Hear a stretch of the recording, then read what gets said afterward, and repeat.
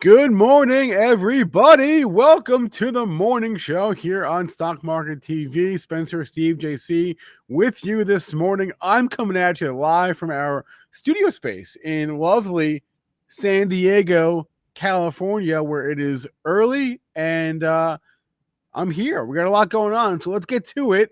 How about that yesterday? S&Ps, right? Best day in a year and 3/4. That's always fun. We'll talk about that. We'll talk about crypto. It's Crypto Friday. Well, let's see. New guest on the show, Akshay Chinchalkar, all the way from Mumbai. So that'll be fun. We'll see what's going on there. Talk some international equities. And that's the plan. We got Alfonso with us, as always. And that's what we'll do. Good morning, chat. Let's get the show on the road. Here we go.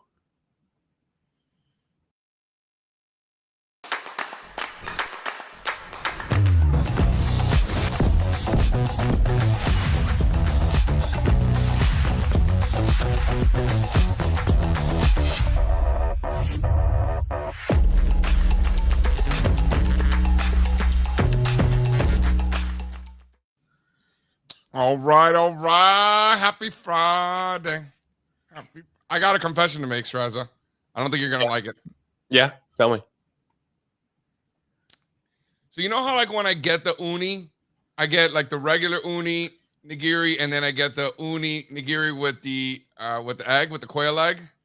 Yeah, and you know how I feel about that. You're a big fan. Yeah, I don't think you get the regular. You just get them both with the quail egg. It's better.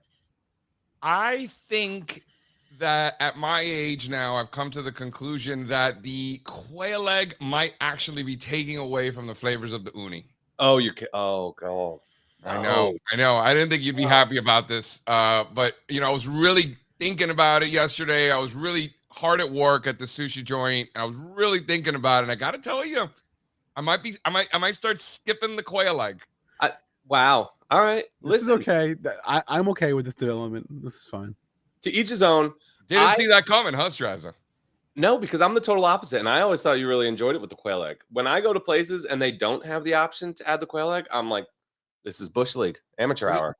If you're at the kind of establishment eating sushi where they don't have an option to add the quail egg, I agree with you. It's Bush League, but I don't necessarily think that the quail egg is the end all be all. As much as I appreciate the viscosity, I think it might take away from the uni.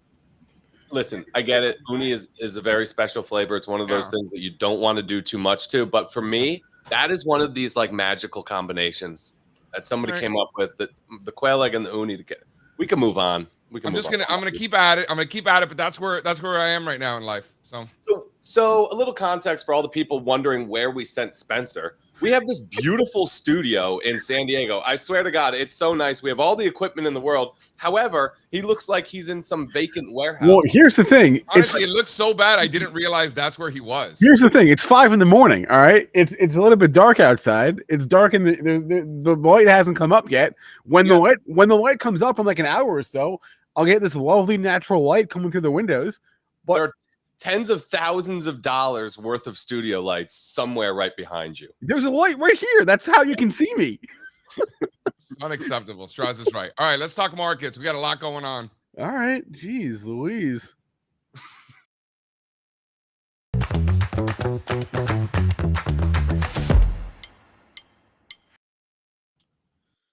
All right, we've got the Dow futures down 1/3%, down 125 points after a big day yesterday. S&P futures down 0.5%. NASDAQ futures down 0.75%. Big day yesterday. Spencer was just talking about best day for the S&P 500 in a year and a half. Is that right there, Spencer? That's what they're telling me. That's what they're telling you. It's just math. Not a year and a half. Not a year and a half. November of 22. Best day since November 2022. And before that, last week we had the worst day since September 2022. 30-year bond futures absolutely ripping this morning. 123 on the ZBs, up almost a full percent. Crude oil up 0.5%, 76.5. Copper ripping back above 4, up 2% this morning. Gold pretty much flat, but hanging in there real nice. 24.70 there for gold. And then you got silver pretty much flat at 27.5. The volatility index up to 24.5 this morning. And in funny money land, after Bitcoin ripped yesterday, 7,000 points I saw, you've got Bitcoin down 1,300 points, 60,000 and change for Bitcoin today. Ethereum down 2.5%, a little bit over 2,600. Solana 155, down 5% on the day. Binance back above 500, 505, down 2%. Total crypto market cap, Spencer Israel 2.07 trillion, down 46 billion on the day. I just saw Bitcoin above 60, and I thought, all right, round numbers, that's okay. That's good.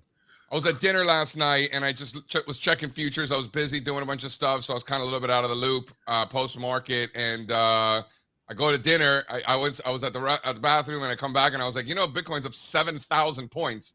And Josh is like, you mean dollars? I'm like, we'll stick with points. Can't even agree on that. All right. Had a great conversation with Adam Parker. You know who Adam Parker is? Yeah. Good dude. I met him once or twice over the years, but I had never really sat down and had dinner with him. Great dude. Smart guy. So he was a chief equity strategist at Morgan Stanley for a bunch of years, and he covered the chips before that, right? So really, really interesting conversations. Where is he now? He's got like his own shop now, right? He started his own firm, lives on the Upper East Side, raises kids in the city. He went out to eat older than me. He went out to eat with you guys? Yeah, he's like 15 years older than me. Good egg, smart guy. Where'd you guys go to dinner? We went to the old Public House on 41st and Lex. It's not Public House anymore. It's a place called Albert's, and the owner there is a big fan of Josh and Batnick's show.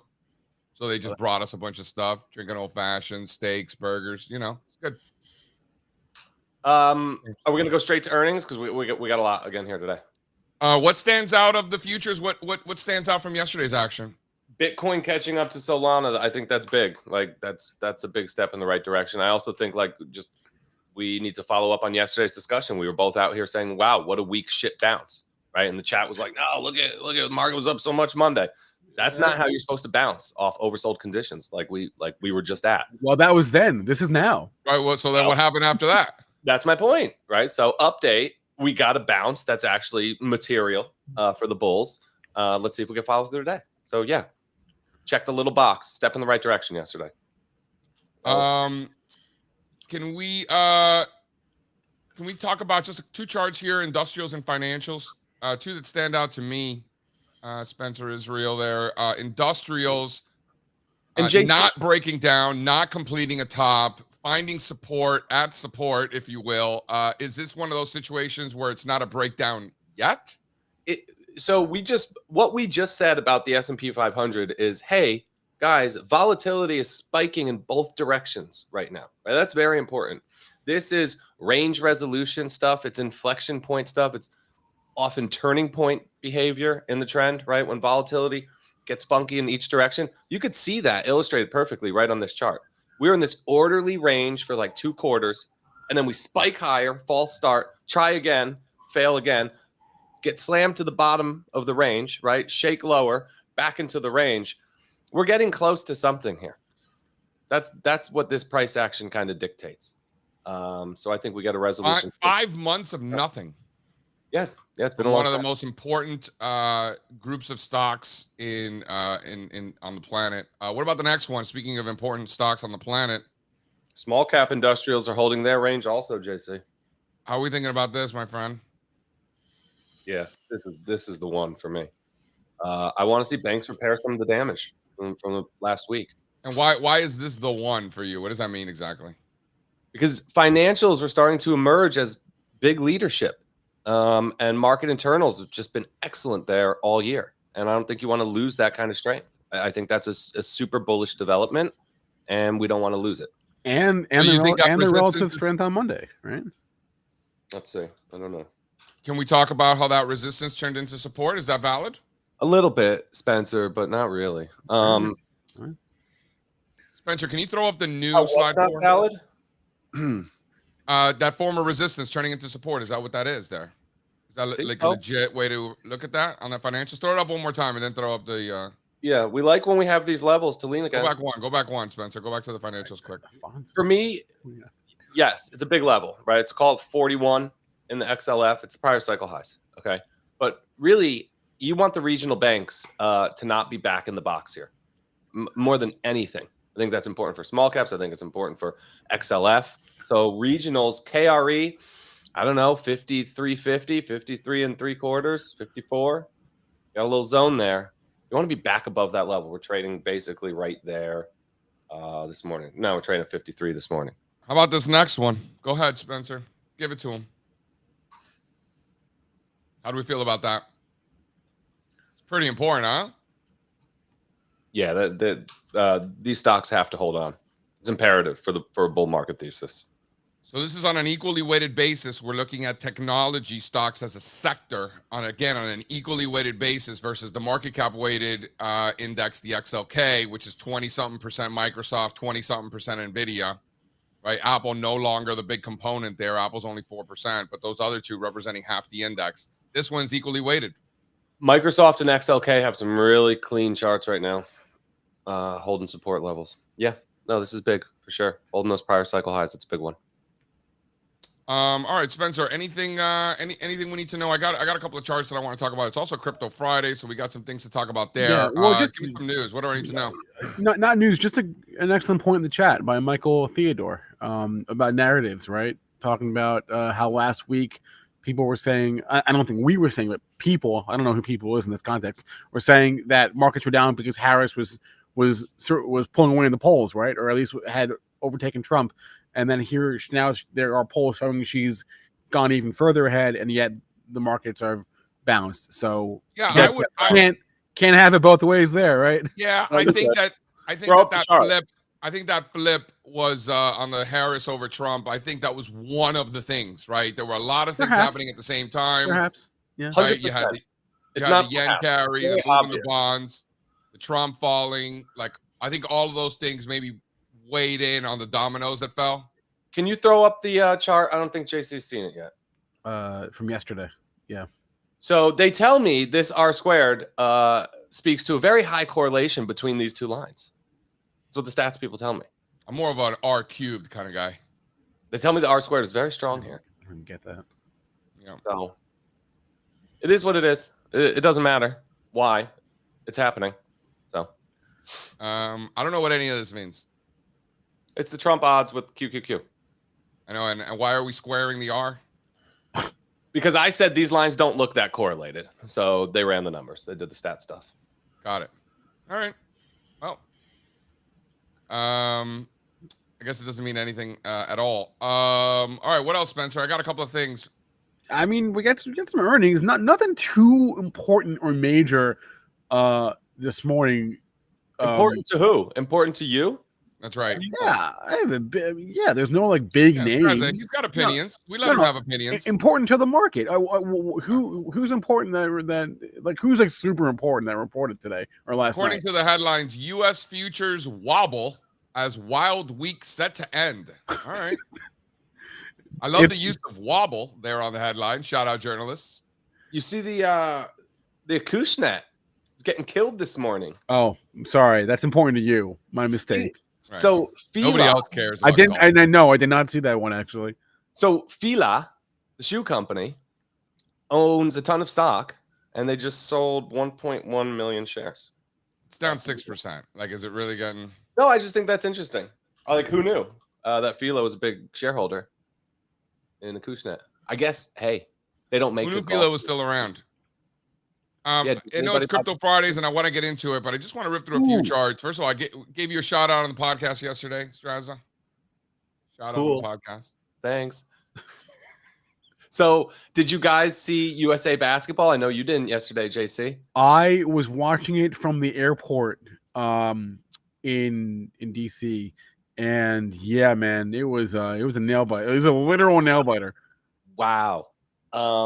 I told you it's LeBron's moment. It's LeBron James' moment. So good. It's so good for him. Yeah, I think he's had a lot of moments. The airport bar was full of people watching that game. Let me tell you. I still hate the time that all these games are on. I'll get like an alert on my phone and be like, "What? It's the fourth quarter?" Yeah. This is a literal nail biter. All right, you want to do some crypto stuff? No, I want to talk about transports before we get to crypto. Okay. I know. I know. I want to talk about transports because I think it's important. Yesterday on the podcast, they're like, all right, JC, what are we going to talk about today? I'm like, all right, I'm just going to piss everybody off and talk about something that nobody wants to talk about. Were they as bored? And Josh was like, it's true. Nobody wants to talk about transportation stocks. And I think there's something there, right? And I started with this, Yeah. Does that transportation chart look like a top? Wow. Right? Listen, I've seen it. And you know what I think? Yeah, it's great. I think it's just getting. I just don't think that people are talking about it enough. Let's just flip through these quickly. Let's just go down the list. Look, ready, Spencer? CSX, does that look bearish? Looks like a healthy base to me. Next. Look at Union Pacific. These are all the components of the Dow Jones Transportation Average. Doesn't look bearish to me. Keep going. Look at Norfolk Southern. Do these charts look bearish? These railroads, they don't look bearish to me. Keep going. Right? What? I feel like if the furthest right arrow was not there, it maybe if that was a question mark instead, it would look a lot less bullish. You think? Go through the list. Just keep going. Look, JB Hunt, right? Landstar, does that look terrible? No. Keep going. Old Dominion, one of Strazza's favorites. Looks like uptrends to me. Look at FedEx pushing up against all-time highs. Right? Expeditors pushing up against all-time highs, multi-year base. Look at Kirby. There's marine shipping, huge multi-year base, pushing up against all-time highs. Madsen making new all-time highs. Ryder making new all-time highs. These are the components of what's driving the Dow Jones Transportation Average. Uber as well. How about that Uber? How about that Uber? Components. Hey, how about that Uber? Has been absolutely ripping up 5% yesterday. Totally ripping off that support. Looks great. These are all transportation stocks, folks. And then I got a couple more here. This is what the index looks like when you zoom out. Doesn't look bearish to me. I got to tell you, doesn't look bearish to me at all. And then a couple down the cap scale that didn't quite make the cut for the transportation. Here's a trucking company from Tennessee making new all-time highs. The Hub G making new all-time highs. Logistics company. And then I wanted to just get into the young aristocrats. We talked about it yesterday on the podcast because this is near and dear. Josh and Batnick love this. They want me to launch an ETF. No, we're not going to do Listen to that's what I said. I go, no, it's a shitty business, the ETF business. Josh was getting mad at me. No. Josh was getting mad. He's like, that's bullshit, JC. This needs to be an ETF, blah, blah, blah. We're going on and on and on about it afterwards. Like, these guys are like really like pounding the table for us to launch an ETF for young aristocrats. We would simply be competing with other dividend growth ETFs. It's not like there's not other options. They're like First Trust. Like First Trust has like 1,000 internal wholesalers or something like that. Yeah, we get flows. But he's like, we'd get flows. We make it right. He says we could launch with 50 million day one. I'm like, all right, 50 million.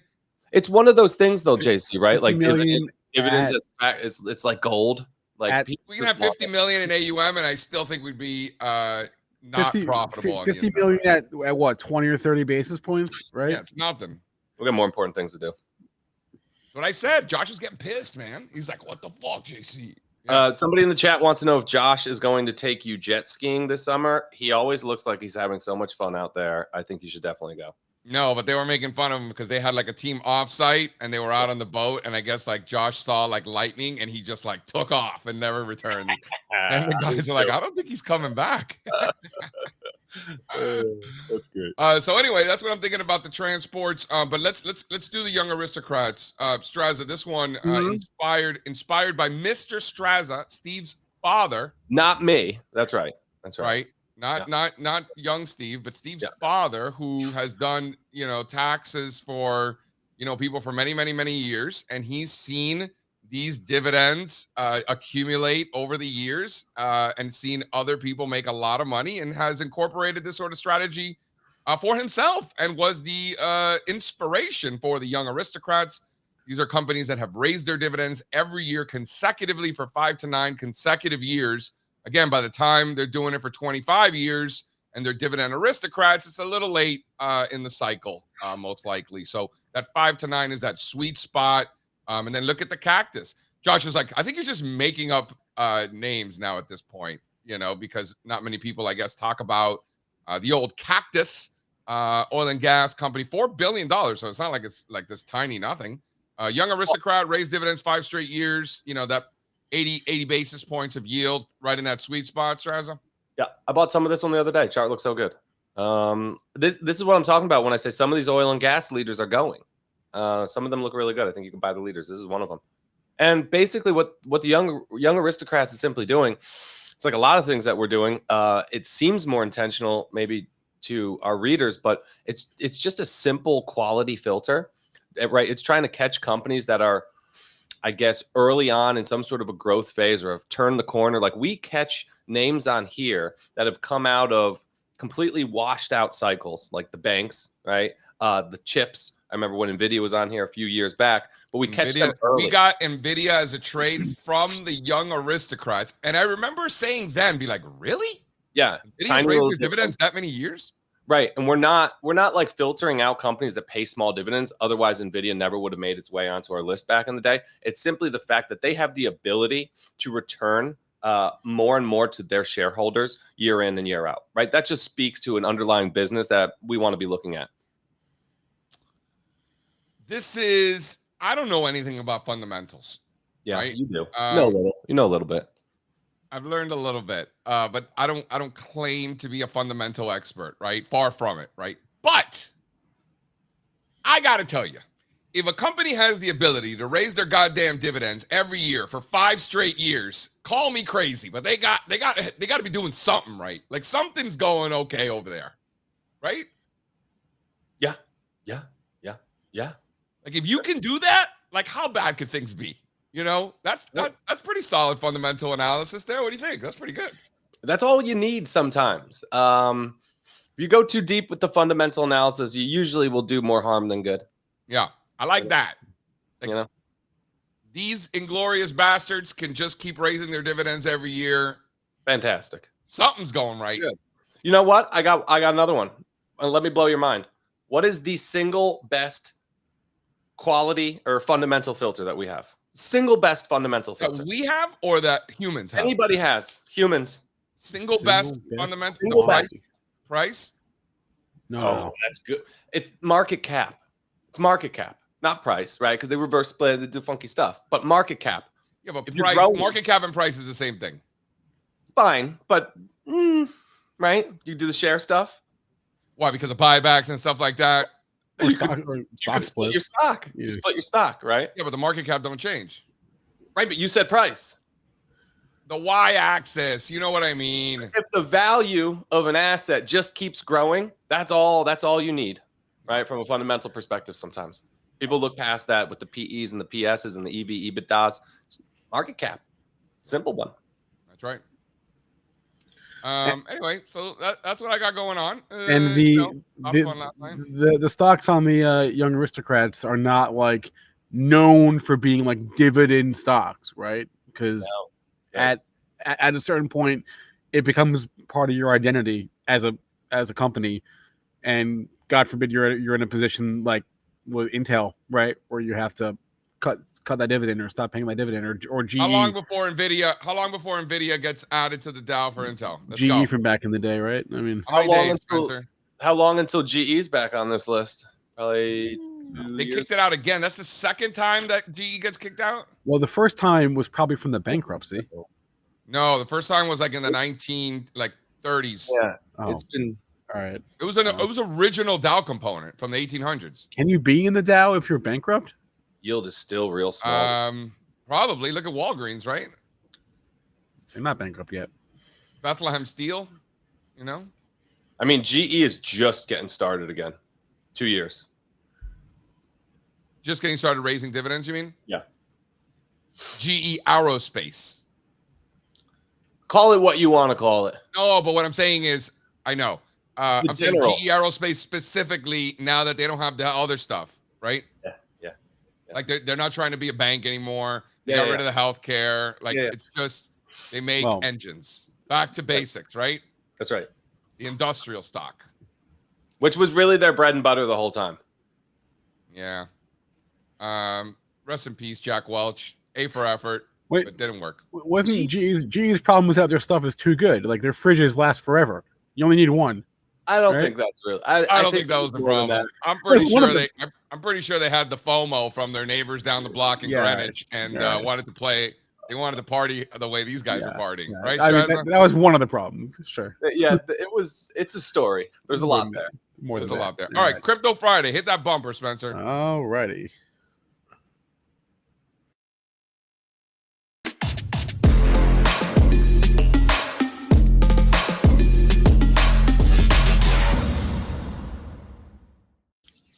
All right, what stands out the most? Gotta be Solana flipping the ETH. Well, then that's not technically flipping, but making new all-time highs on a relative basis. I mean, how is this not the most important thing going on in crypto right now? What's more important, Solana breaking out to new all-time highs relative to Ethereum, or Bitcoin up $10,000 off the lows from the week? What's the bigger deal? Solana new all-time highs versus ETH, or Bitcoin up $10,000 off the lows? The bigger deal is the altcoins got to get it together, I think. I need some evidence of risk appetite here. Like, we can't just go on forever like, ooh, Solana and Bitcoin look good. Need more beneath the surface. They don't look great. They're still below overhead supply. But at the 10,000 point reversal this week, I think is impressive from Bitcoin, no? Oh, yeah. Again, it's like yesterday with the big day from the S&Ps. It's a start. It's a big day for Bitcoin, too. Best day in what? 29 months? Thanks, Louis. No, really? That's what Louis' email said this morning. If you got the AC Crypto Daily, you saw that stat. Bitcoin's best single-day rally going back to February 28th, 2022. Yep. He's right. So how long before the breakout? When moon? Which is also, interestingly enough, when Bitcoin was topping out at a similar level. When moon? I don't know, man. I don't know. Soon? Sooner rather than later, or is this a next year story? Got to see some things. Do you think first. that Solana breaking out relative to ETH has any relationship at all with Bitcoin potentially breaking out here? Or you think these are two different situations? Zero to do with it. Zero? Ethereum looks terrible. We can start making jokes about Ethereum like we do about like the Turkish lira. Like, yeah, that's a great denominator. Wow. Chart anything. Wow, Ethereum down with the Turkish lira. It's a little aggressive. It's really bad. I don't want to own any of it anymore. I'm done. Ethereum's a piece of crap. Wow. Okay. What about let's go to the alt. I got an interesting alt here that I continue to monitor. Got some, really want to add to these positions. This is the MOG. The MOG? This is the MOG coin. These are the self-proclaimed meme warriors of the blockchain. MOG coin, top 100 coin here, $500 million in market cap. No, it's pretty good, I think. What do you guys think? Sorry, had to sneeze. Finding some support here, maybe. You know, if this was a stock, you'd be sloppy. selling puts. It's kind of sloppy, man. Kind of sloppy. All right. It's a little sloppy. There's a lot of these altcoins that are extra sloppy for you, but this one in particular is one of the least of the sloppy alts. Would you agree with that? Yeah. My two biggest alt positions right now are the Ondo and the Jasmine. It's been that way for a while, and they held the lower bounds of ranges over the past couple of days. So look at that stick and MOG from earlier this week. That reversal. Yeah, I love the big wicks. These meme warriors that are the MOG coin community, they wear the glasses, like those like the big you know what I'm talking about? I don't. No. They wear the big glasses that are like really shiny, like yellow. They're like kind of old school, like kind of like retro. It sounds cool. You don't know what I'm talking about? Come on, chat. You guys want to weigh in? Retro glasses. They're like the big ones. Are we talking about NFTs or people? No. We're talking about people. Like, look, like these. You know what glasses I'm talking about. Here, throw up slide 2. You know how like the they had the laser eyes in the last cycle. Well, this is the MOG version of the laser eyes. Oh, this is new laser eyes. Got it. Yeah, these are the new laser eyes, but only for the MOG community. Okay. It's like Macho Man glasses. Yes, that's exactly right. It's like Macho Man glasses, That's right? exactly what. That's what Peter just said. Oh, yeah, there you go. I like it. Yeah, good call, Peter. Yeah, that's it. And you go to the next one. You can see the Josh. Yeah, so yeah. So it's an interesting community, right? I'm not really sure what they mean by trying the Vipers, the Pit Vipers. Yeah, that's it. There you go. See that now you're talking. So the kids are wearing it these days, and not only are the kids wearing these glasses these days, it's also a representation that you're part of the mod community. So Is that a dick butt? that is not a dick butt. That is a crypto punk. Okay. Yes. And these have really held their value still, right? What's going on there? No? Not anymore? No. These things, crypto punks were like $500,000 on the floor price, 550, I think, at the peak. And now they're like under 100. Okay. So they're getting wiped out just like the altcoins. Makes sense. Yep. Any of these blue chip NFTs like holding up far better than the others? We'll hear about that if we get to a point where like the entire crypto market is actually rallying again. We'll start hearing about this stuff. Yeah, I mean the punks are the best ones, but even like when you go like to the second and third tier down, I mean they're just these things got smoked. Like these bored apes. These bored apes were like 500,000. Now they're like 30. So the punks are more than the apes now. Always. Oh really? I didn't know that. Okay. Yeah. I mean there was talk there that maybe the apes could take over the punks, and they screwed it all up. Yeah. Oh wow, the ape coin not good. Ooh. Yeah. Lupin Hoop wants to know what a dick butt is. It's just an NFT project. Not a big deal. A dick butt. Yeah. Big. It's it's internet culture. It's internet culture, gaming culture.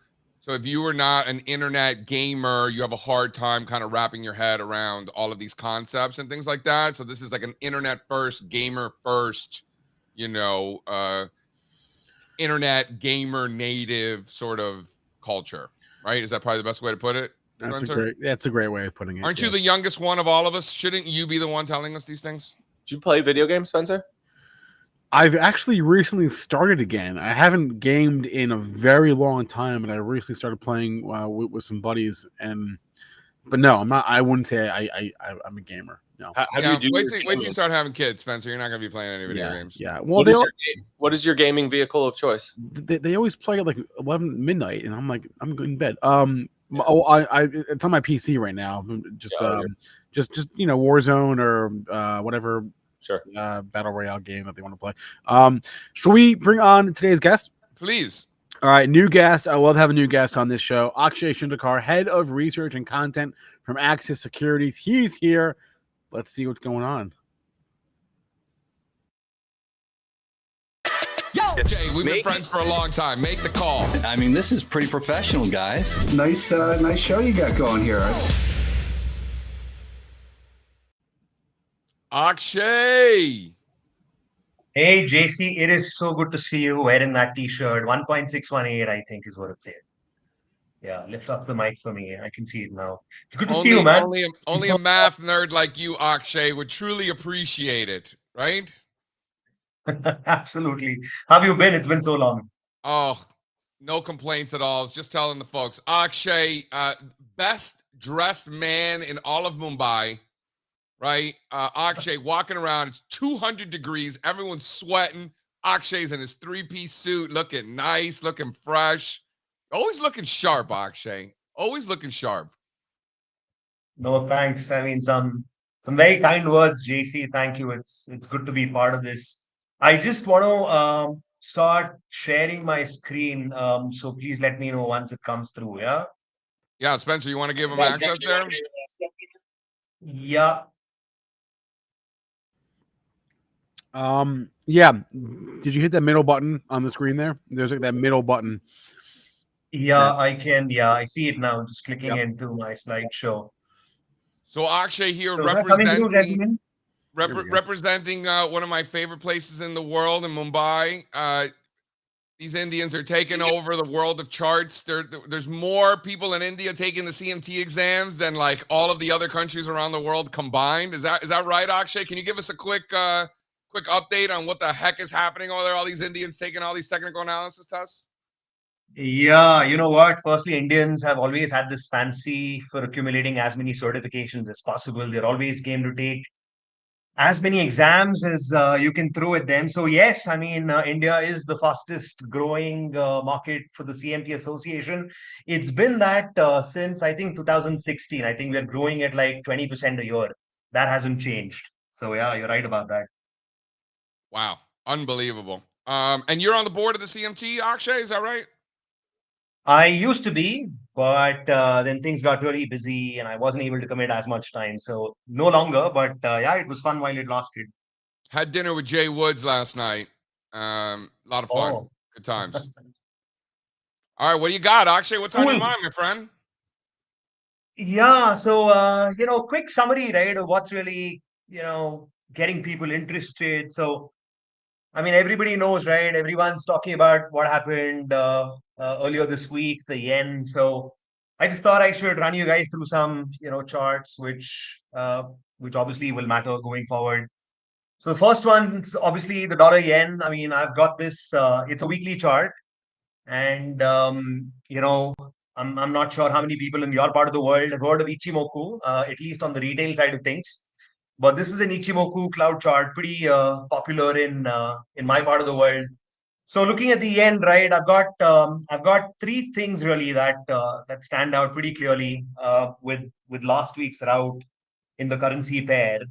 Uh, so as we speak, a nice weekly hammer. The cloud remains unbroken, by the way, on the downside. That's a good thing for dollar bulls and anyone who's thinking, oh my God, is the next week going to be more risk off, risk on? So that little hammer there above the cloud, and you see the pair actually broke above that cloud somewhere in 2021. And even with all of the sell-off that we've seen in the last couple of weeks, the cloud continues to remain unbroken. And then we've got the hammer. And then at the bottom, you've got the RSI, right? So I'm looking at what weekly momentum has done for the last 5 years, and I see that there is that 33 area on the RSI which has kind of stalled all previous declines in the pair, and that's exactly where the weekly RSI currently is. And this is the same standard 14-week RSI that we've been used to for so many years. So I mean, as of now, even with the volatility that we saw from earlier this week, the trend on the weekly chart remains bullish, and we've seen that most of these risky assets, including the S&P, rallied hard last couple of days, and that hasn't, I mean, my view on whether we continue to be in a risk-on regime hasn't really changed, because when you look at this chart, and there's nothing that's broken on the downside for us to worry about. Akshay, I mean, are we when you say risk on regime, you're talking about equities and what the dollar yen means for equities. Is that what you're describing?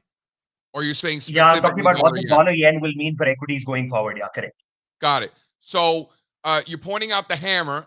You're just kind of like, you're talking about of so many things. Let's stick with that hammer. So you're looking at an intra-week reversal, well off the lows in dollar yen. So a reversal in Japanese yen to the downside, a massive reversal.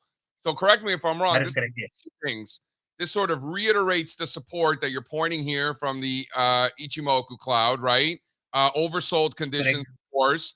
The hammer reiterating that support. So correct me if I'm Yeah. wrong, okay, but if if the dollar yen were to break below this week's lows and take out that Hmm.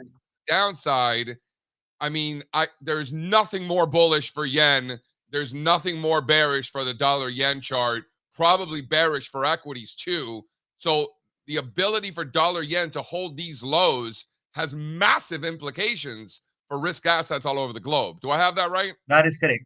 That is correct. That is absolutely correct, JC. I think the 140 handle is so important because of all of this evidence coming together.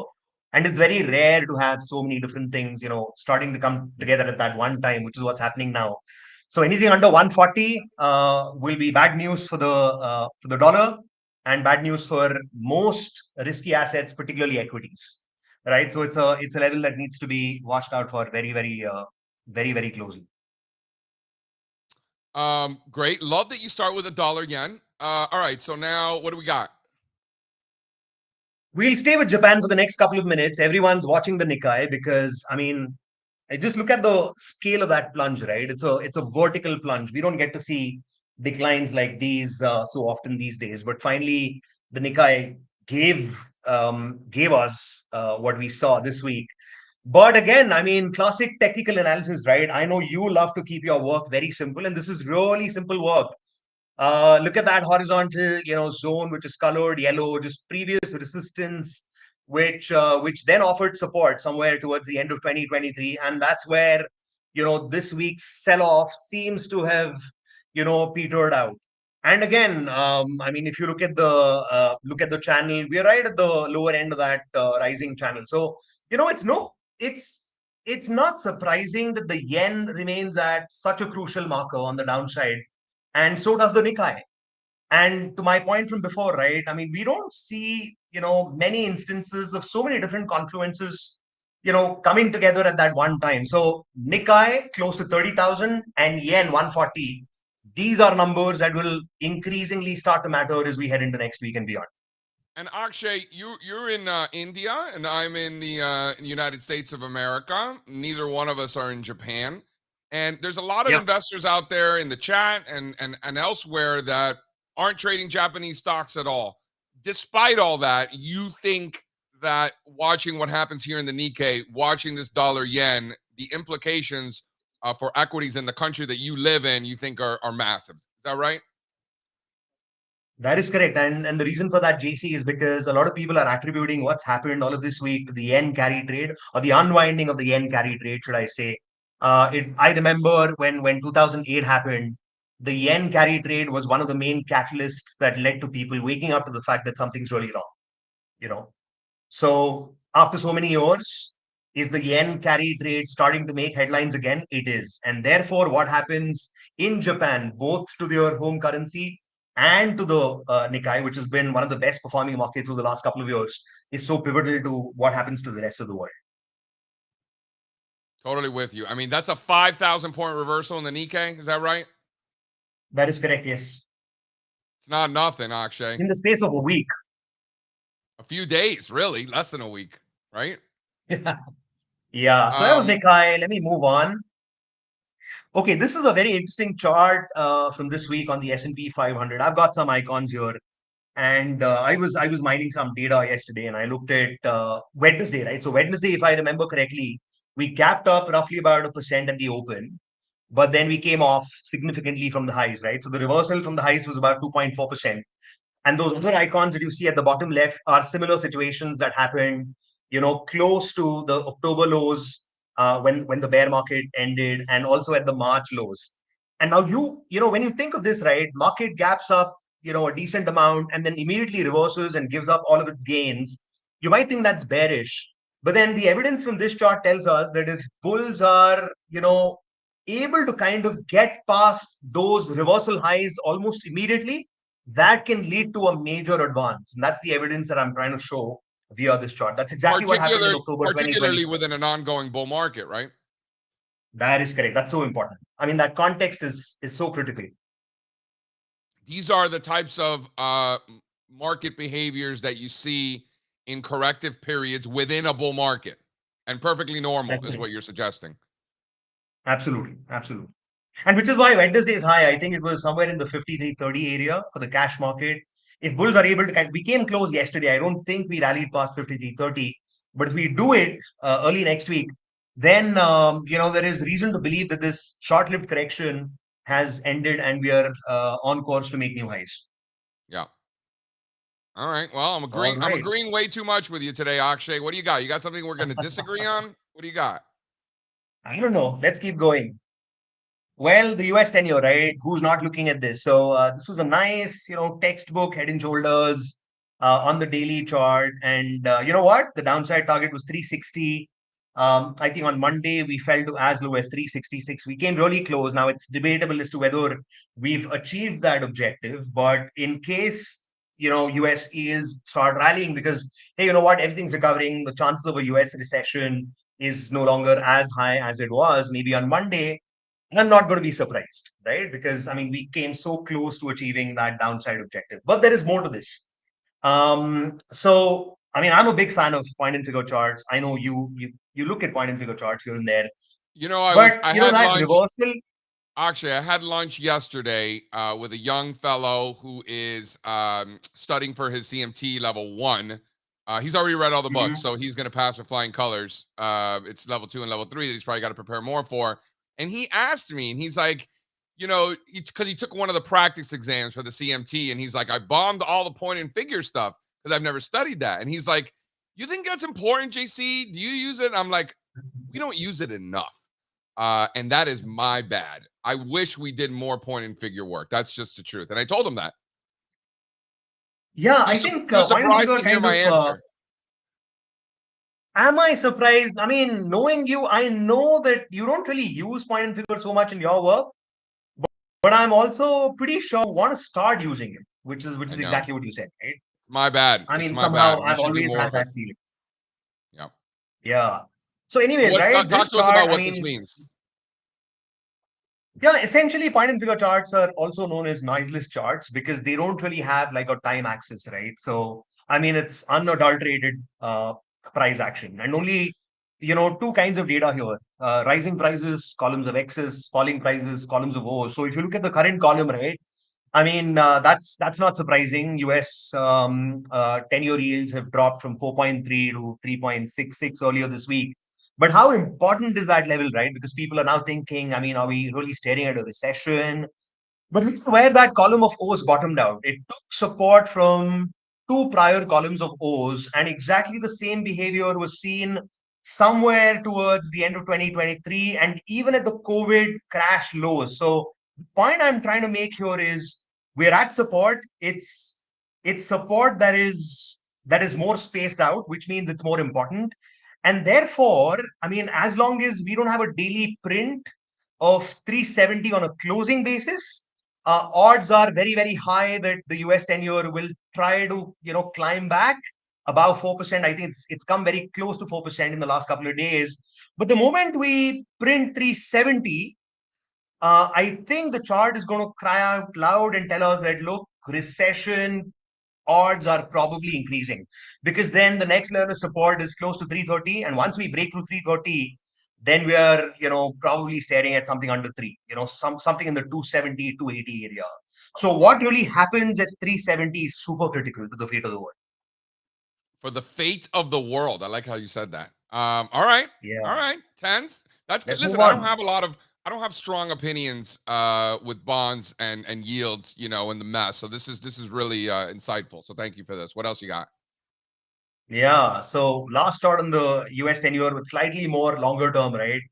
Classic head and shoulder stop. I mean, clear breakdown of the neckline. It's a rising neckline. I understand that head and shoulder stops with horizontal necklines have more. I mean, they're more accurate in terms of achieving your downside targets.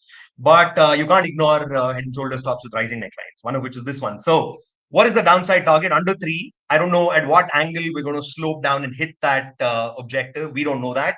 But what's interesting is if we get to that head and shoulders objective of just under 3, that's also going to be an area where that long-term trend line from the COVID crash lows is passing through. So it's going to be a material area to monitor should we get there. Yeah, so lots of things coming together at the same time again. All right. Crude. Well, I mean, so much happening geopolitically. Crude, I mean, since the early 2023 lows has been stuck in this beautiful textbook symmetrical triangle. Mess.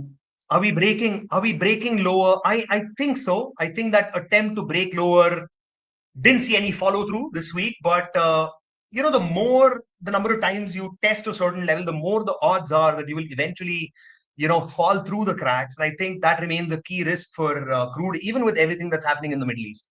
So I believe as long as we don't climb back about 87, a drop to 64 and worse 44 is my call. What do you think, JC? 44. 64 for starters, and then maybe 44. Yeah. And what does that mean for the what world? Is the what is the likelihood that the resolution is up versus down? Well, I'm proven wrong only about 87. So as long as 87 remains intact on the upside, I'm gunning for a test of the 2023 lows of 64 at least. So we're 10 points below that resistance. I know, yeah. So you're talking about the look, spring right? highs, the April highs. Yeah, that was the recent swing high, and this is the weekly chart, by the way. Yeah, I mean, it was not was it the recent swing high? No, I think it was the high just before the recent swing high. The recent high was about 83, I think. The recent high was around 83. The April highs got to 87. Yeah, that's the one. That's Yep. the number that I'm monitoring closely for this view to come to fruition. The chat is wondering, 44, that's a long way down. Does that mean recession, Akshay? Is that what that means? That is what the chart would tell me, yeah. Got if it. that So happens, if we're oil's going to 44, we're getting a recession. That's correct, yes. And then how do you think about U.S. recessions, considering you live in India and all the stocks that they just go up? So how do you think about, the economy in the United States and how that affects Indian stocks? So from where we sit, we watch US markets very closely. And one of the things I've been worried about is, what about unemployment in the US, right? So we've seen the jobless rate creep up to 4.3%, highest since the pandemic. So, and the recent data is also kind of suggesting that there is some sort of labor shedding that's happening, right? And that, in fact, and then, so, whenever I'm trying to form like a view on the fundamentals and how the macros are likely to evolve, my first port of call, JC, is always the chart, because I believe price action, you may not know why something is occurring, but price action can often give you those very subtle hints as to what is that primary direction that, the markets are really punting their money on. And when I look at crude, and I do a lot of Elliott wave analysis as well, and I know the wrong kind of Elliott waves leads, people to crack jokes at the wave theory, but I've done it for long enough to believe that, and particularly in the case of crude, that as long as that 87 marker remains intact, something, macro wise is going to break, and that's going to lead to that downside resolution, where I think 64 becomes a high probability event. 44, we'll probably review whether there is a case for 44 once we get to 64, but I think 64 is something that I see immediate visibility for. And the macros will therefore, if crude starts failing in this recovery attempt, because it's trying to climb back above that lower trend line, then the market itself is telling us that the macros will eventually start pointing in that direction once we get that downside breakout. So that's how I think of it. Wow. So a lot of information coming here from the ultimate resolution out of crude oil. Love it, Akshay. This is a mess. This is a messy chart. So the resolution here, I'm not going to disagree with you. I think that could be incredibly powerful and should have a lot of economic implications. I'm with you. All right. What else you got? Yeah. So then let's move on to the dollar index. Same thing, right? It's been volatile. Since the middle of 2023. But what's the net direction been? Nothing, right? It looks like crude oil. So much data has come out. No, this is DXY. That was crude oil. This is the dollar index. They look exactly the same, by the way. Exactly. So, classic volatility contraction. And again, from an Elliott wave perspective, unless we climb above that, I think early 2023 swing high, which is somewhere near that 106 area, I believe the 2023 low is under threat. And now when you tie the evidence, right, loosely speaking, I'm thinking yields are headed lower. I'm thinking, oil's heading lower, which probably explains why yield should go lower.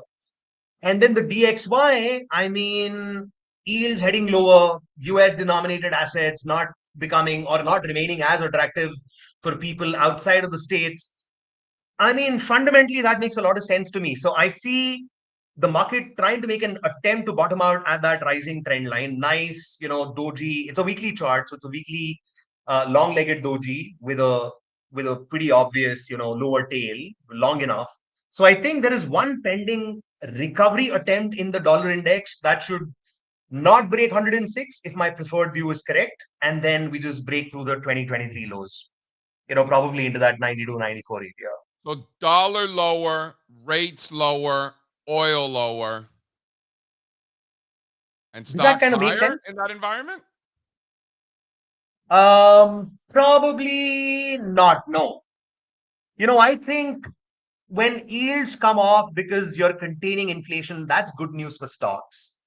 But if yields are, plunging because, there are recession fears emerging out of the US, which is probably going to impact the world at large, then that's not really good for the dollar. That's my guess, right? But I mean, you'll agree with me, JC, these correlations have a very funny way of showing up when you least expect them and completely breaking apart when you think they should be, doing what they generally do. So it's tricky. And what about when we're this far along, in a bull market, a couple of years in already, correlations have come off tremendously. Correct. But these correlations you think are probably going to remain in place. Yeah, correct. Akshay, And of course, the last part of the day. The chat is loving you. The chat says we need to have you more regularly. Best guest ever is what they're saying, Akshay. Look at that, huh? Wow, that's a very kind bunch of people, and you've always been so kind. I mean, I'm willing to do this any number of times, guys, because I mean, I think so much there is a world, outside of the US, this and this world is interconnected, right? So what happens I mean, we all remember the Asian financial crisis. What happened in Asia had ripple effects all over the world. So I don't think, the more things change, the more they remain the same. And I think we're going to live in that kind of a regime for many, many years to come. So with that, the last chart of the day, this is gold and, a very, very long drawn continuation, head and shoulders pattern. Uh, we came close to the target, right? So I think we've obviously climbed to all-time highs. We're close to like whatever. I think we came close to 2,500, but and that's not surprising because the target's not too far away. 2,540 is where the target out of that breakout lies. Are we going to get there? Probably, because I don't see any signs for gold to come off. If my view on the dollar index in particular is going to come to fruition, we'll see. But once we get to 2540, I think it'll be time to review and see whether there is, more life left in the yellow metal. But that is where I would like to end this. Akshay, how do you think about gold price in other currencies, like gold price in rupee or gold price in euro? Are you just looking at gold price in US dollars? Like, how do you think about that? No, so I'm looking at, that's a great question. I'm looking at obviously gold priced in US dollars, but also gold in rupees. And you will not believe it, JC. Gold in rupees has not had a down year in, I think, the last 10 years, regardless of what, gold in US dollars or gold in any other currency has done. So we've gone from roughly, 5,000 rupees, which is the local currency, for 10 grams to 75,000. And that's happened in like 12 years. So, the worst that's really happened for anyone owning gold in India is that you've had years of no returns. You've essentially gone sideways. But we've never had gold come off in rupees. And even if you look at silver, right? Silver in particular is a very interesting case because I remember, the Hunt Brothers high at $50, and then we went to $50 sometime in 2012, I think it was. And today, silver is at $27 when priced in US dollars, or maybe close to $30, given the rally that we probably saw last night. But silver prices in Indian rupees actually hit an all-time high 2 months ago. Can you believe that? And in US dollar terms, we're down about 40% from the $50 highs. But in India, you've already made a new high. And that's something that you take seriously. I feel like not a lot of people are watching silver and gold price in other currencies. You're doing that because you're a global market participant, or you're doing that because you live in India? No, that's because most of our clients, when they buy gold and silver, they're buying gold and silver denominated in rupees, right? So that's what they care about the most. Not to say that they don't care about where the US dollar equivalent is, but for them, what's happening to gold in their currency is what matters. And because they've seen this regime where gold and silver at worst in Indian rupees have only gone sideways, they have all the more reason to buy gold and silver whenever there is a small dip. You know what I mean? They've I was just getting been asked conditioned to believing that gold and silver in rupees are always a buy on dips. When it's what is the Indian gold buying season? Is that the summer? It's actually the period between, I would say, September and October, the start of September and October end, because that's also wedding season. Yeah. And that's when, jewelry shops in India have long queues of people. I mean, so many festivals that happen in this period, right? And the first thing that Indians, do by nature is to buy gold because they think it's very auspicious. So, I mean, you'll never see Indians speculating when it comes to gold. It's always a buy and hold. And they've really reaped the benefits of that strategy, right? I mean, to most of the people globally, it's a very simplistic strategy. Some people say it's not even a strategy, but hey, you know what? Anything that flies, anything that makes money, right? Akshay, best restaurant in Mumbai. That depends on what kind of food you want to have, JC. I'm open-minded. So if you're more about seafood, then the best restaurant in Mumbai is this place called Gajali. Gajale. That's Jolly. Gajale. You don't get seafood like that anywhere in the world. Wow. Okay. I see it. Couple questions from the chat for you, Akshay. So you know which place to go to next when you're in Mumbai. Perfect. In.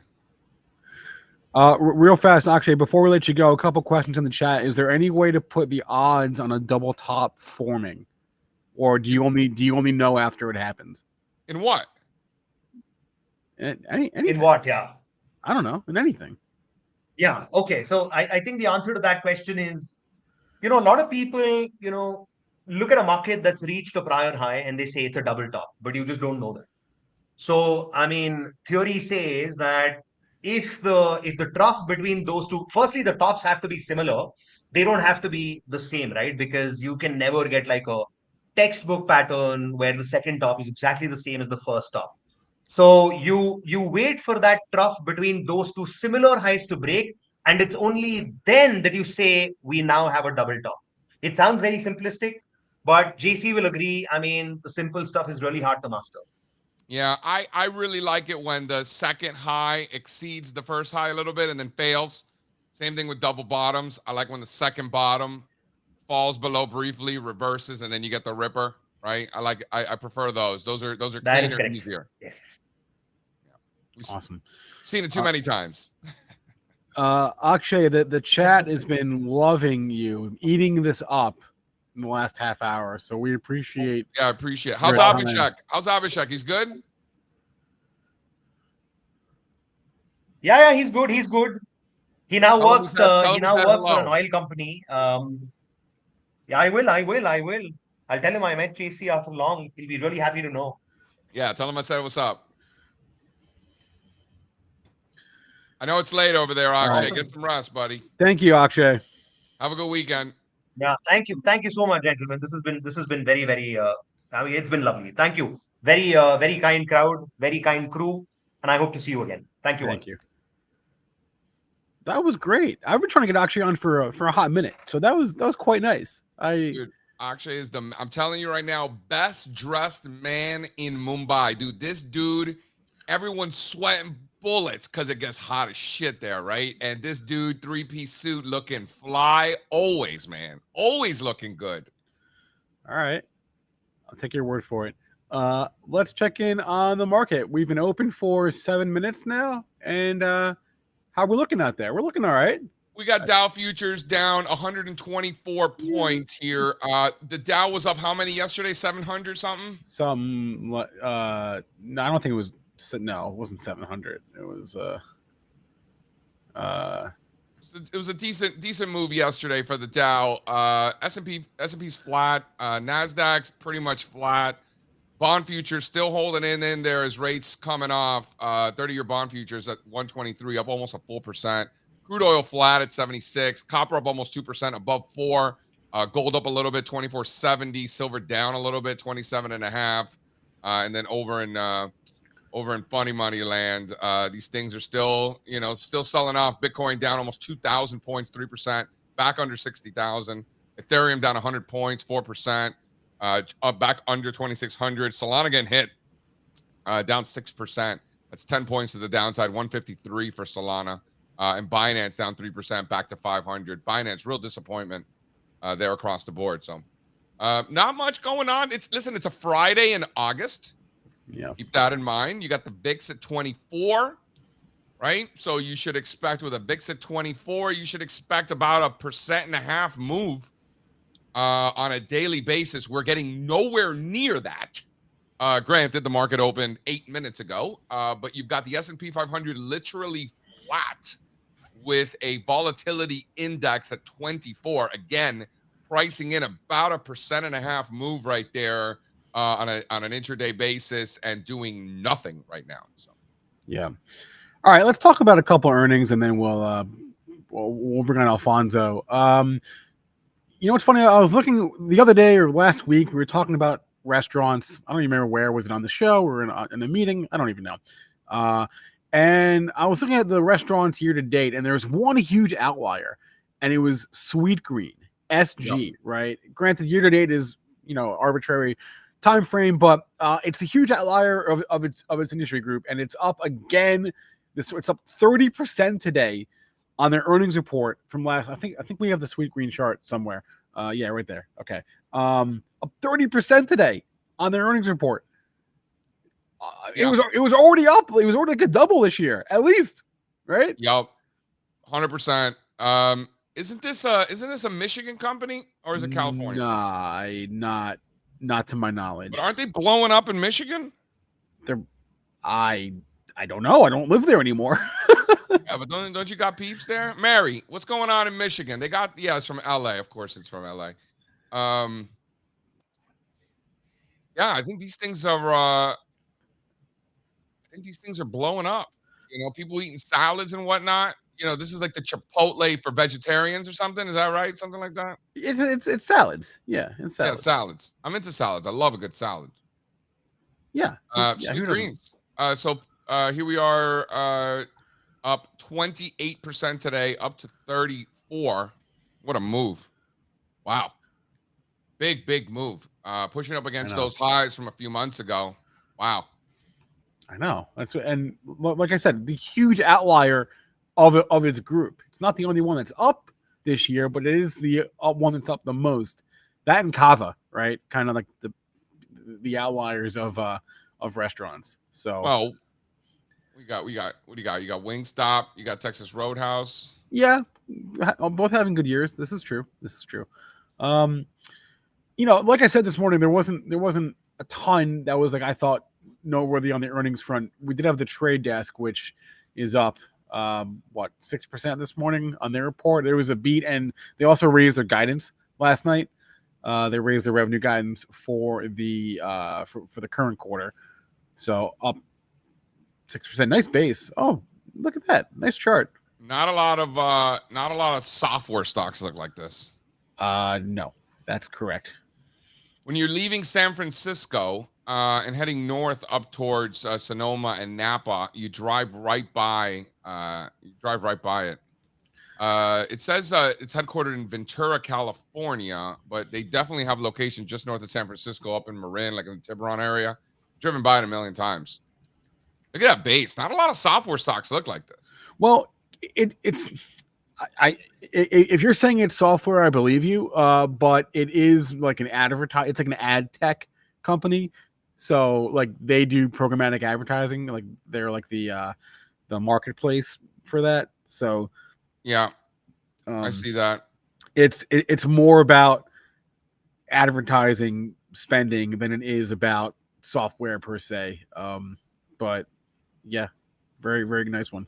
Anyway, there are a bunch of others, right? Can we talk about before we bring in Fonz? Can we talk about the big transaction out of Block? Yeah, we haven't talked about Block. Big transaction. I haven't talked about that stock. Look at that stock in forever. Let's see what happened. So hot right now.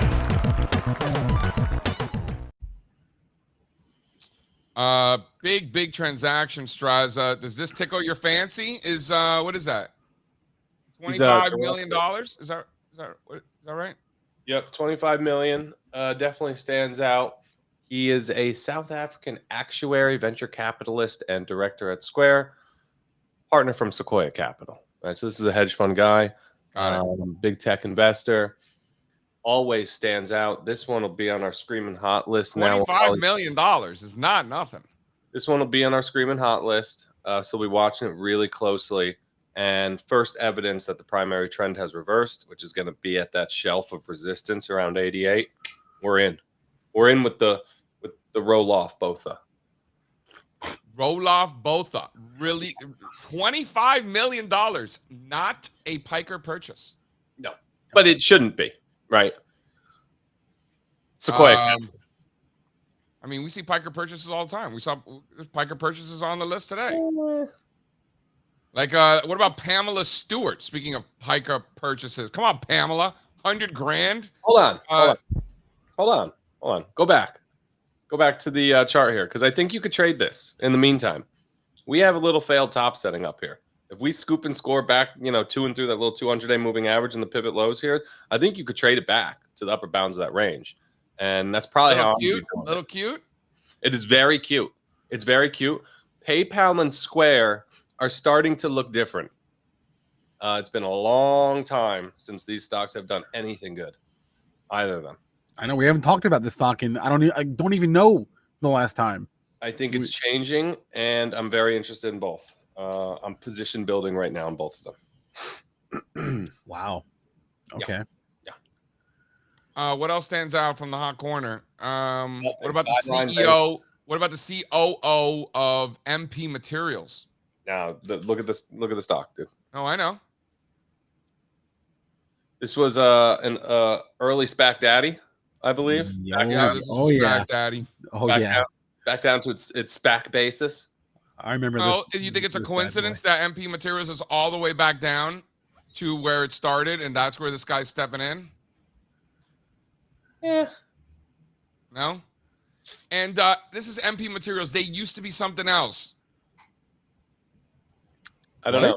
They're the largest rare earth metals company in the United States. Yeah, they used to be was it Molycorp? I don't know. They used to be, before the SPAC daddy, they used to they were something else. You guys know? No. But here's the bottom line about this. Rare earth metals, lithium, vanadium, anything that ends in adium, you can't touch it. It's a hot mess right now. It's not a hot mess. It's actually a terrible, terrible, terrible bear market for these rare materials, I guess. And MP is at the forefront of that, trying to be an industry leader in a space that the market just doesn't want anything to do with right now. So we need to see that change. You can track kind of these groups that I'm talking about through the indexes REMX. Van Eck has a good one. And then lithium is LIT. But if you look at the leaders like Albemarle, these stocks have to stop falling. We don't want to come out here and try to catch a falling knife. MP's been bad for a long time. What's interesting about the MP is it was like the last of the SPACs to peak. It kept going up long after most of them had come crashing down. Like, I think the peak, what was that? It's like March of 22, right? By that point, pretty much every SPAC had come crashing down to earth except for MP. It was like it was the last one to hang in there, and hung in there the longest. I don't know what that means now. Probably nothing, but that's what I remember most about this one. It was the only SPAC going up for like months, right? It seemed like. Anyway. Yeah. So I want to take this question from Larry. I think it's a really good question. I think we should talk more about exactly how we're navigating in these markets. Not including my IRA, so the real long-term stuff. I have about 65 positions right now. So that number will grow. Yeah, I scrolled through and showed Alfonso and Ricardo on one of our calls the other day. I was scrolling through, and they were mind blown at how much scrolling it took. But that number will grow and then shrink in bull and bear markets. That number will go down below 10 in a bear market. So, wow, no wonder you're always so overwhelmed with. Oh no, it's a little aggressive. 65 actively managed positions. A lot of stocks out there. I want to give a shout out. Steve Strazza, Palantir already doubled. Fantastic. Hitting new highs as we speak. Hell of a trade. Well done, sir. Well done. Well done. Listen, we continue to find success in picking spots in these earnings beaters, right? These companies are coming out, dropping some hot reports. The market opens, all iffy about it. And if you can get in at the right spot, we've had a couple good ones. Just doing that. We're literally trading earnings after the reports. The volatility's coming in. Somebody pinged me the other day, said, "Isn't volatility getting crushed in Palantir?" I said, "Yeah, but we're at a double." And I tried to talk about that yesterday. The volatility characteristic of the positions that we put on is not going to determine whether or not our trades win or not. Like, this is about direction. If we get the direction right and we get the move, we will win. But the volatility will come back and determine, were we 5x, 4x, or 3x? Right? It's not going to break the trade. We'll just make less money. How much do you factor in, sort of the sentiment of a name like Palantir when you got like these, sensitive liberals that really don't like deal? Not for this time like frame. Not for the time frame for breakout multiplier, but that is a thing for sure, and definitely something I consider and as a part of my bullish thesis for my longer term Palantir position. Right. So what kind of stocks are the ones that piss off sensitive liberals? I don't think there's enough anger about Palantir to matter at all. Palantir, Tesla. What else? I don't know about.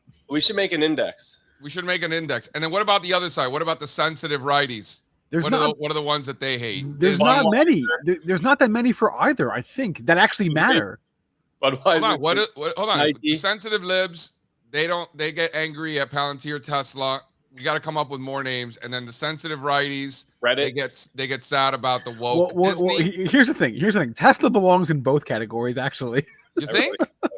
It's an EV because the righties don't like electric vehicles. It's an EV thing. They keep flipping on the Tesla. It was a left thing. Now it's a right thing. No, that's a good point. It's a good point. So what else are the righties sensitive about? Anheuser-Busch? No. Come on. I think we're over. I'm asking. That was like a 2-week thing. Although it did impact their sales significantly for one quarter. This is real. Like this is like crazy. Built-in short squeezes. It impacted Disney too. Hey, you guys see this bullshit? They're coming out with a new Lion King for Christmas this year. What? Why is that bullshit? You can't come out with a new Lion King now. Lion King was perfect. What are you doing? Wait, the Lion King, dude. The Lion King Broadway show is so good, dude. Yeah, this one's like about Mufasa, so it's like the story before the story. Oh, that's cool. Why are you such a hater? I don't need the prequels. Dude, come on. Hey, I'm going to Disneyland on Sunday. So speaking of Disney, you're going? Yeah, I'm going to Disneyland. I've never been before. Are you really going to Disneyland with no kids? Yes. That's creepy. No, it is not. I have a ton of love for Disney as a brand. Adults that go to Disney with no kids. I got you, Spencer. I got you back. Me and JC went to Disney World with no kids one day, and it was weird. No, we did not. We stayed. No. We were at a conference that was on like the Disney resort premises, and we were like in that boardwalk area where all the restaurants are. We were not in Disney. We were in a gated area that was Disney something. I had to walk through a gate to get in it. Yeah. No. We didn't go to Disney. Steak was good. The walk was not. Hey, we got Fonzarelli somewhere around here. Yeah, bring in the Fonzarelli. Should we bring on Fonz? You got some charts for us? I hope so. Let's get him on.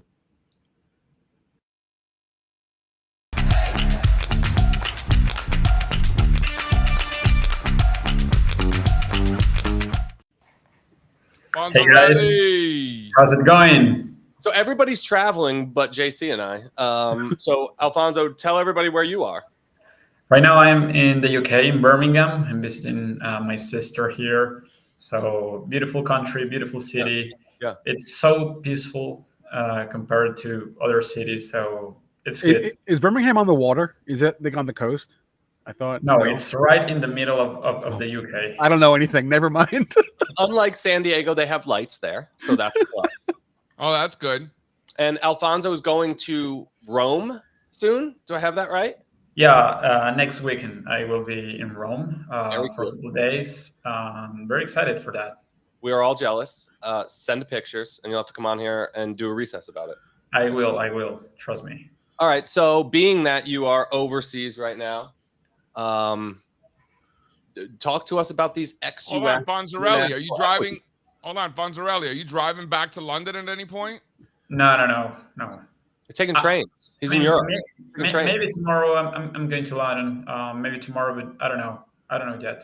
Dude, You go see can't drive Stonehenge, there. man. What? You're a couple hours north of Stonehenge. Stonehenge is pretty cool. But they drive on the wrong side of the road out there, right? Alfonso, They would argue we do. Alfonso, you drive on the right or left hand side of the road in Venezuela? As normal as you. Yeah, right. Thank you. Yeah, but these are not. It's Do it only differently. Strazza. It's the countries that were part of the British Empire that are on the wrong side. So like Australia, India. Yeah.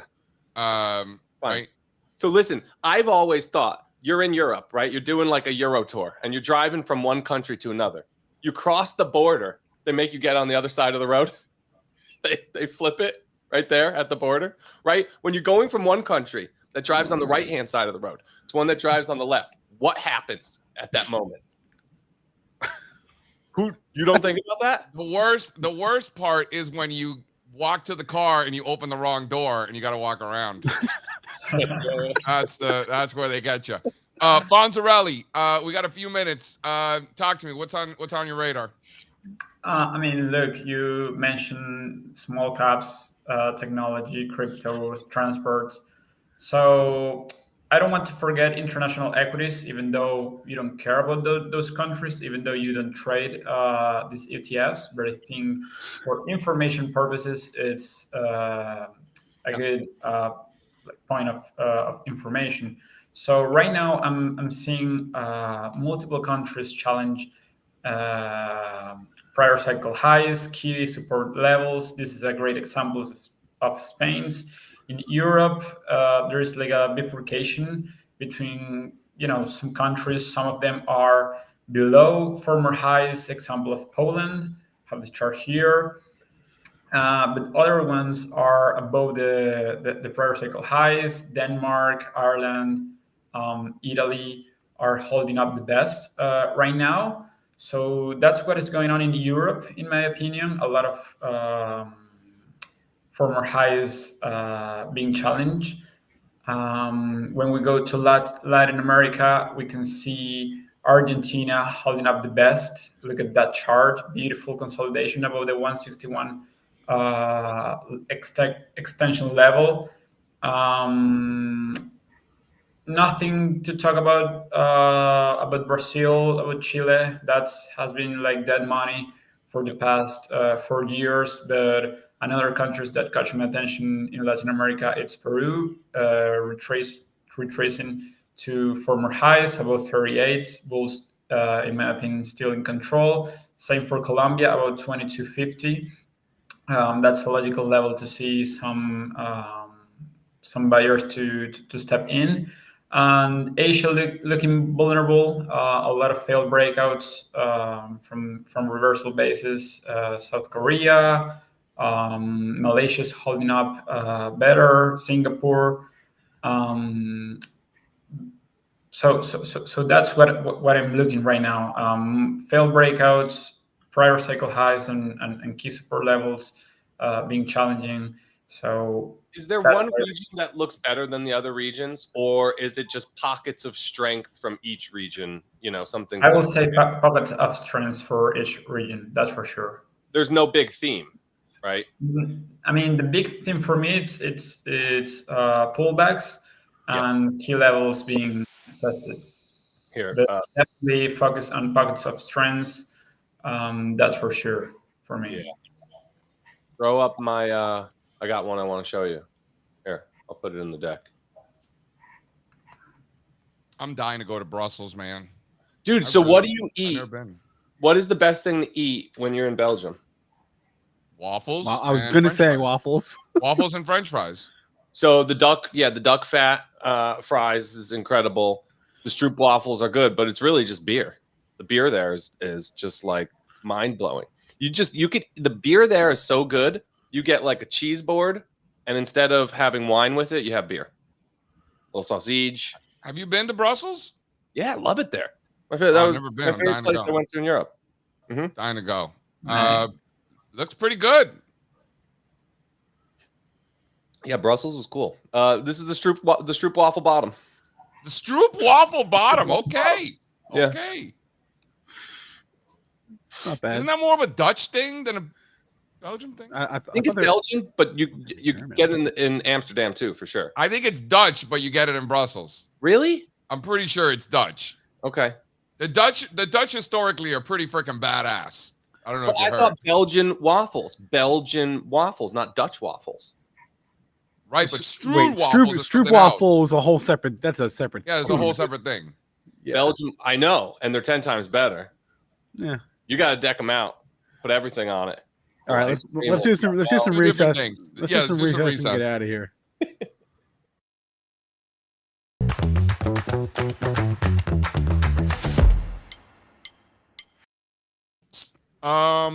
Go listen to the podcast. Good times last night with Josh Brown, Michael Batnick, Joe Fahmy.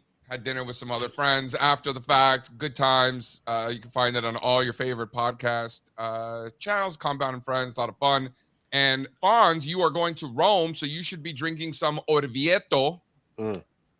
Orvieto made with Trebbiano, the Trebbiano grape, known in France as Uni Blanc, right? Some grapes around the world they have different names in different parts of the world. So Trebbiano, and it's Uni Blanc in France, and it's called Orvieto. So that's what you're gonna drink Orvieto. It's gonna be hot as shit in Rome, so you're gonna want to get that white wine, Orvieto. That's great advice. That's for sure. All right. The chat is telling you to go to Trastevere. Yeah. Everyone's saying that, or maybe one person. Just Trastevere, Fonz. That's what they're saying in chat. Mary knows about the Stroop waffle because she lives in a town called Holland, so it might be in Michigan, but so she knows. My recess is they gave me an EV at Avis last night, so I've never driven an EV before. Of course they did. I didn't ask for it. It was dealer's choice. That's just what they gave me. So my first EV. What do you think? It drives really smooth. And I turned the car on, and then I got confused because I didn't hear the engine turn over. So I turned it off. I was like, no, it is quiet. Okay, then I had to turn it back on because it was just so quiet, right? But yeah, smooth ride so far. Dude, go around the corner when the boys get in. Go around the corner and get the chilaquiles. I've been to that spot. Yeah. Those chilaquiles are off the charts. Go to the happy hour at STK. I'll go wherever we go. Patrick will be down. Patrick will go with you. All right. Don't eat the pizza. I know they're gonna try to get you to eat the pizza. Don't do it. That's disgusting. I'm okay. Can't believe we left pizza. All right, cool. Good show. See, you can already see how it's gotten brighter for me because the sun is out now. So I'm getting all the natural light coming in. It's very nice. So thanks to everyone for joining us. Thanks to Akshay Chinchalkar. Thanks, Fonz. We'll be back on Monday. I won't be with you, but the guys will all be there on Monday. I'll be gallivanting around Los Angeles. So I'll see you guys later on in the week. But have a great weekend, everyone. Go make some money. Manage your positions, whether it's 2 or 62 or whatever Strazza has. And we'll see you later. Adios. Later. Bye, guys. I can't take no